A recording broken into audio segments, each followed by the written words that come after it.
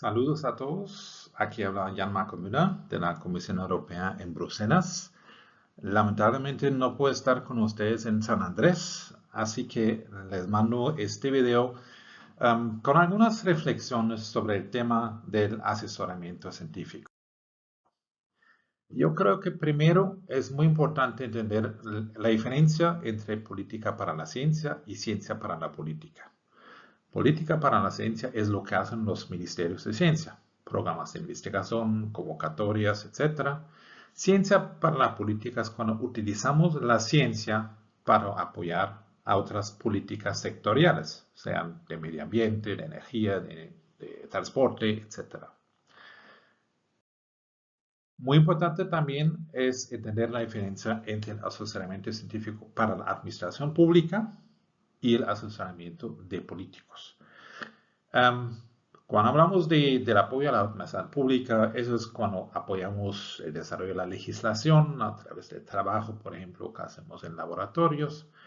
Asesoramiento científico para los políticos es algo muy diferente, porque ahí estamos hablando con políticos que son elegidos por el pueblo y les queremos explicar la evidencia científica. Eso es algo, alguna vez más fácil, alguna vez más difícil, como vemos en ese ejemplo aquí abajo. También hay una diferencia entre el asesoramiento para los gobiernos y el asesoramiento para los parlamentos, porque cuando apoyamos de forma científica a un gobierno, estamos hablando de un gobierno que presenta alguna corriente política, algún movimiento político, de pronto son 2 o 3 partidos de una coalición.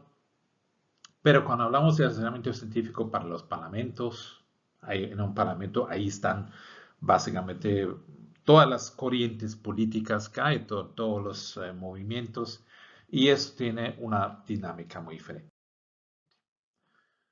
Hay una diferencia entre asesoramiento científico solicitado y no solicitado. Solicitado es cuando el gobierno, cuando el ministerio, por ejemplo, pregunta, necesitamos evidencia científica para tal y tal caso. Y obviamente los científicos trabajan en el tema. No solicitados, por ejemplo, cuando hay una academia produce algún papel de discusión sobre cualquier tema que nadie les ha solicitado, pero los científicos piensan es algo importante que los políticos deben saber. Hay una diferencia muy interesante entre el asesoramiento científico formal e informal. Formal es con procesos formales como por ejemplo los asesoramientos, los informes del IPCC. Informal es cuando, como vemos aquí, el entonces presidente Obama caminando por el jardín con su asesor científico y el asesor científico le explica alguna cosa. Muy interesante es también la diferencia entre el asesoramiento científico directo e indirecto. Directo, cuando, por ejemplo, hay un grupo de científicos con un propio mandato, explica directamente a los políticos la evidencia científica. Indirecto es cuando viene de algún otro lado. Por ejemplo, si uno lee la carta encíclica Laudato Si, escrito por el Papa Francisco, que se publicó en el año 2015, antes del Acuerdo de París sobre el cambio climático, esa carta encíclica contiene mucha evidencia científica. Y esa evidencia llega sobre escritorios políticos de un rincón inesperado, en este caso la Iglesia. Ahora, y si vemos el ciclo político en la teoría, se ve más o menos así, se definen prioridades, se desarrolla la política, se toma una decisión, se implementa, se evalúa y eso informa de nuevo la definición de prioridades. Pero en la realidad se ve un poco diferente, porque hay todo tipo de actores que intervienen en el proceso, el gobierno, el parlamento, actores regionales y locales, la sociedad civil, la industria, la administración pública, todos intervienen en diferentes pasos de ese proceso y comunican entre sí. Así, en realidad, el proceso político se ve así. Y la pregunta es, ¿en dónde entra la ciencia aquí? Y yo quiero ilustrarlo un poco con esta imagen. Imaginamos dos ruedas, una pequeña que se mueve muy rápida, que es la política, que es un proceso muy rápido, y esa rueda grande de la ciencia, que se mueve lentamente y de vez en cuando ahí eh, salen publicaciones científicas o se hacen conferencias científicas, etcétera. Ahora, si nosotros queremos juntar esas dos ruedas cuando van a diferentes velocidades, entonces lo que pasa es que vamos a dañar el motor. No es bueno para la política, no es bueno para la ciencia. Así que lo que necesitamos es una caja de cambio, o un clutch, como dice en Colombia, y ese es el sistema de asesoramiento científico, que nos ayuda a adaptar las velocidades de esas ruedas. Y podemos poner la primera marcha, la marcha prospectiva, como la llamo. Y en ese entonces, pues, desaceleramos la rueda política, nos sentamos con los políticos, por ejemplo, para discutir cómo va a ser el mundo en el año 2040, en el 2050, los estamos sacando de su vida cotidiana y desaceleramos esa rueda para hablar del futuro. Obviamente, el ejemplo opuesto es lo que llamamos la marcha de crisis. Cuando hay una crisis, un terremoto, una erupción volcánica, inundaciones, y la rueda política va súper rápida porque súper rápido hay que solucionar los problemas. Y entonces obviamente toca acelerar mucho la rueda científica porque la vida científica se necesita de forma muy rápida. La verdad es que aquí en este automóvil también hay la marcha atrás. En Estados Unidos sería republicanos en el poder. Y eso es cuando la política y la ciencia se alejan uno del otro y el país va para atrás. Bueno, hay una cosa que falta en esta imagen porque si hacemos el cambio así es un poco brusco, así que toca añadir un poco aceite al motor y ese aceite es lo que llamamos confianza. Y esa confianza es una mezcla de integridad, de transparencia, de relaciones personales también. Y eso es muy importante, que los políticos tengan confianza en el asesor científico, pero también los científicos deben tener confianza en el asesor científico porque esa persona tiene que pues, representar a la evidencia científica. Ahora sí, hay varias estructuras de asesoramiento científico y es muy importante que existan esas diferencias. Hay estructuras externas, como son las academias de ciencias, las universidades, los institutos de investigación, consultorías científicas. Hay estructuras encargadas por el Estado, como comités de asesoramiento científico, hay agencias estatales y también hay mecanismos internos, como servicios científicos internos o asesores científicos individuales.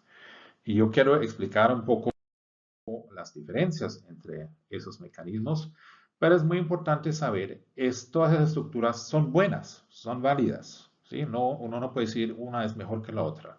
No hay estructura ideal, así que en realidad siempre se encuentra una mezcla de varios tipos y cada tipo tiene sus ventajas y desventajas dependiendo del problema que hay que solucionar. Y el punto de primera llamada, digamos, depende de forma significativa de las tradiciones institucionales y culturales, tanto en el sistema científico como político. Incluso también depende de relaciones personales y cada país necesita un sistema de acuerdo con sus necesidades. No hay one size fits all, como se dice en inglés. Cada país tiene que, digamos, tiene que escoger la estructura que más esté adecuada para la situación del país. Hablando de esas diferentes estructuras, empezamos con las academias de ciencias, como por ejemplo la Academia Colombiana de Ciencias Exactas, Físicas y Naturales. Son instituciones cuyos miembros son académicos individuales, elegidos con base en sus logros científicos. ¿Cuál es la ventaja de una academia? Uno tiene acceso a los mejores académicos del país. Las academias tienen alta reputación, también en la opinión pública, lo que es muy importante, y tienen un estricto control de calidad. La desventaja es que estén un poco alejados del mundo político. Los informes son a veces difíciles de entender porque se utiliza mucho el lenguaje científico y estudios se demoran. Eso no se hace de un día para otro. Un poco similar es el caso de las universidades y los institutos de investigación. Y obviamente cada país tiene muchos de ellos, que pueden ser públicos o privados, o también asociaciones de universidades. La gran ventaja que es que uno tiene acceso a una gran variedad de expertos, ¿sí? O sea, para cualquier tema que uno se pueda imaginar, hay un experto en una universidad o en un instituto de investigación.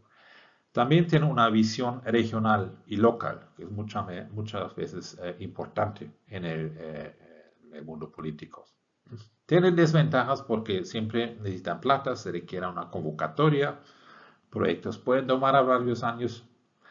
Y lo chistoso es que los informes siempre terminan con las palabras se necesitan más estudios. Eso es, creo que algo muy típico de los informes que uno recibe de universidades, a veces también de las academias. Luego tenemos consultorías científicas o think tanks, como llamamos en inglés, que son entidades de asesoramiento político-científico de carácter privado o semi-privado.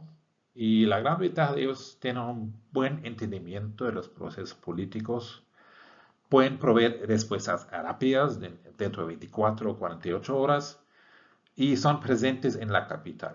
Tienen buenos contactos con los políticos, o sea, tienen esa ventaja de reaccionar muy rápidamente, entendiendo qué es lo que quiere el político. La desventaja es que no siempre es de alta calidad científica. A veces tienen agendas secundarias, dependiendo del financiamiento que tienen. Y de cierta forma tienen una tendencia de confirmar la opinión de clientes. Por la plata baila el perro, como dicen por allá. Luego, comités de asesoramiento científico, que pueden ser permanentes o de forma temporal. Son independientes, tienen mandato de asesorar el gobierno sobre temas específicos. El Consejo Consultivo de Ciencias en México es un ejemplo. La ventaja aquí es una forma más o menos rápida y de bajo costo para obtener la opinión de expertos, un grupo de expertos sobre un tema. También pueden servir para explorar ideas, pero obviamente se reúnen solamente de vez en cuando y tienen recursos limitados. Agencias estatales, como por ejemplo agencias de meteorología, de vulcanología, de estadística, son entidades que tienen un mandato legal para implementar políticas. Se encargan de colección de datos, de monitoreo, de asesoramiento de riesgos, etc. La gran ventaja aquí es que tienen que actuar cuando el gobierno lo pide, tienen especialistas altamente calificados en su tema, son dueños de datos y estadísticas oficiales y también gozan de la confianza de los ciudadanos. La desventaja es un poco que son muy técnicos en su materia de trabajo y obviamente tienen que seguir los mismos procesos burocráticos de los gobiernos. Luego hay servicios científicos internos. Un ejemplo es el Joint Research Center de la Comisión Europea, que es una entidad de investigación científica dentro del gobierno. Puede también ser una unidad de investigación dentro de un ministerio, parte de la casa. La gran ventaja aquí es que es la posibilidad de compartir documentos confidenciales que todavía no son públicos, tienen un buen entendimiento de lo que se necesita, cubren todo el ciclo político y entregan los trabajos pues, cuando se necesitan. La desventaja es que no son completamente independientes, obviamente no preguntan necesariamente si la pregunta es correcta y no siempre pasan los mensajes inconvenientes. Y finalmente, los asesores científicos individuales o Chief Scientific Advisors, como se dice en inglés, que son individuales empleados por el gobierno para asesorar al ser el presidente, el primer ministro o ministro. La gran ventaja aquí es el teléfono único para llamar, disponible 24/7, pueden responder inmediatamente. Muchas veces se ubican en el mismo edificio o a pocas cuadras y pueden asesorar también de forma confidencial, también oral. Obviamente, como son individuales, no son siempre expertos en todas las materias y también tienen sus preferencias personales.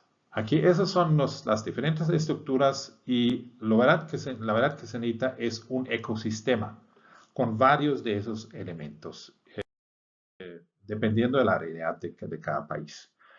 Para terminar, ¿por qué hacemos todo eso? Políticas basadas en la evidencia científica son más sostenibles, sustentables, porque la evidencia científica no cambia con un cambio de gobierno.